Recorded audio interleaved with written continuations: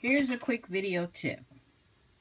ITY fabric can be flimsy, thin, and hard to control, but it's always so colorful and so pretty. What you can do is take a fusible knit stay tape, which is stretchy, like the fabric, or you can cut strips of knit interfacing and press them on your garment. After you get done, the result is this.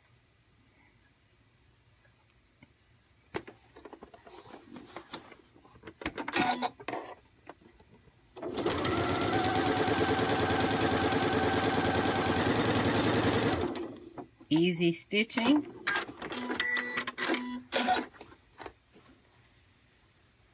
stitching, easy control, and smooth and unpuckered seams. Give it a whirl. Works for the serge or two. Hope this helps.